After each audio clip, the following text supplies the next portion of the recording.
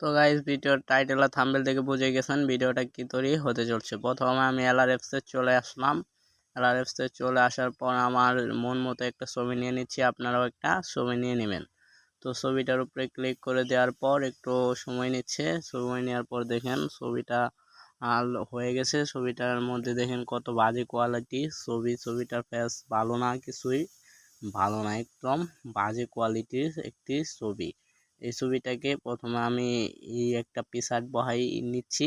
তো আমার এই পিকচারটা যদি আপনাদের কারো পিকচার লাগে তাহলে আপনারা মেসেঞ্জারে আমার সাথে এড করতে পারেন, আমি ফ্রি পিকচার দিয়ে থাকি। তো গাইস আমি আমার মন মতো পিকচার বসিয়ে নিচ্ছি, আপনারা দেখেন। আপনারা এই পিকচার যদি চান তাহলে আমার সাথে কন্ট্যাক্ট করতে পারেন, আমি আমার টাইটেলে আমার নাম্বার দিয়ে যাব।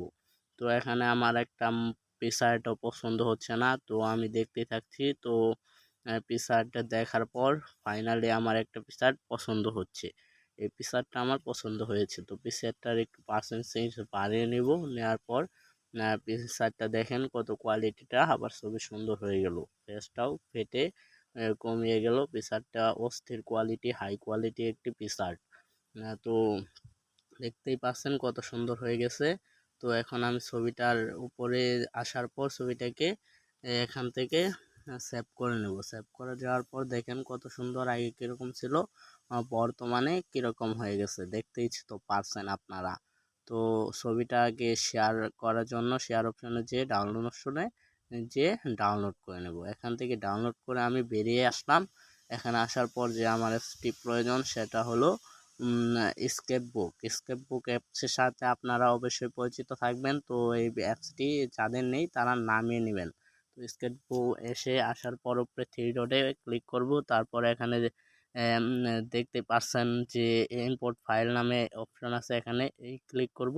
এখানে ক্লিক করার পর একটু লোডিং নেবে, নেওয়ার পর আমার ওই যে ছবিটা এডিট করছে ওই ছবিটাকে নিয়ে নেব। ওই ছবিটাকে নিয়ে নিচ্ছি, আপনারাও অবশ্যই ওই ছবিটাকেই নেবেন। ছবিটাকে নেওয়ার পর ছবিটা এখানে এসে পড়ছেন, দেখছেন কত কোয়ালিটি, এই ফেসটা কীরকম বাজে কোয়ালিটি হয়ে আছে। আমার কাছে মোটেও ভালো লাগছে না, হয়তো আপনাদের কাছেও ভালো লাগছে না। তো ফেসটাকে আমি স্মুথ করার জন্য উপরে দেখতে পারবেন উপরে যে একটা ব্রাশ আছে সেই ব্রাশের উপর ক্লিক করে দেব, আপনারা ওই ব্রাশে ক্লিক করে দেবেন। তো এই ব্রাশে আসার পর আমি যে ব্রাশটা সিলেক্ট করব, অবশ্যই আপনারাও একই ব্রাশ সিলেক্ট করবেন। আমি এই ব্রাশটা সিলেক্ট করে নিয়ে নিচ্ছি। এই ব্রাশটা সিলেক্ট করার পর এই ব্রাশের যে পার্সেন্টেজটা আছে উপরে পার্সেন্ট, সেখানে ক্লিক করে দেবেন। সেখানে ক্লিক করে দেওয়ার পর আমি যত পার্সেন্ট রেখেছি আপনারা অবশ্যই এত পার্সেন্ট রাখবেন, তাহলে ভালো একটা স্মুথেরই পাবেন। তো আমি ধরে টেনে দেখেন ফেসের উপর ক্লিক করব, প্রথমে খাড়া করে টান দিব, তারপর বেঁকা করে টান দিব। তো খাড়া করে টান না দিলে কিন্তু ফেস স্মুথ ভালো হবে না। তো আমি খাড়া করে টান দিয়ে দেখছি, আপনারা দেখতে থাকেন। তো এরকম করে খাড়া করে টান দেওয়ার পর আমি বেঁকা করে টান দিব। তো খাড়া করে আগে টান দেওয়ার পর দিতেছি, এভাবে খাড়া করে টান দিয়ে তারপর আমি ভিডিওটাকে একটু স্কিপ করে নিচ্ছি, আপনারা দেখে করে নিচ্ছি। তো এই স্কিপ করার সময় আমি আপনাদের একটা কথা বলি, আমার নতুন একটা ইউটিউব চ্যানেলে আশা করি অনেক ভালো ভালো ভিডিও দিব ভাই, আপনারা যদি আমার পাশে থাকেন। তো ভাই নতুন চ্যানেল বুঝতেই তো পারছেন, পড়ালেখার পাশাপাশি এডিট করি। তো আমি এই চ্যানেলে প্রতিদিন ইনশাল্লাহ ভিডিও দেওয়ার চেষ্টা করব, আপনারা আমার চ্যানেলটি সাবস্ক্রাইব করে দেবেন। তো আশা করি আপনারা সাবস্ক্রাইব করে দেবেন। তো আমি দেখতেই পারবেন এখন ছবির আমার ফেস স্মুথ হয়ে গেছে। ফেস স্মুথ করার পর ঠোঁটটা আমার কালো হয়ে আছে, ঠোঁটটা কালো করার লাগে এই ব্রাশটা সিলেক্ট করব। এই ব্রাশটা সিলেক্ট করে যে পার্সেন্ট রেখে দেবো আপনারাও এই পার্সেন্ট রেখে দেবেন। রেখে দেওয়ার পর ছবিটাকে আবার এই লাইটের উপরে ক্লিক করে দেবেন। এখানে ক্লিক করার পর আপনারা অবশ্যই রেডটা রাখবেন, আমিও রেডটাই রাখবো। রেডটা রেখে দিয়ে এখান থেকে ব্যাক নিয়ে নেবেন, তার পাশে উপরে যে আরেকটা অপশন আছে সেটার উপরে ক্লিক করবেন। সেটার উপরে ক্লিক করার পর উপরে প্লাস আইকন যেটা দেখতে পাচ্ছেন সেটার উপর একটা ক্লিক করে দেবেন। প্লাস আইকনে ক্লিক করে দেওয়ার পর একটা সেটু হয়ে যাবে, সেই সেটু রেখে দিয়ে ছবিটাকে ঝুম করে দিয়ে ছবিটার উপর এইভাবে ঠোঁটের উপর অ্যাপ্লাই করবেন।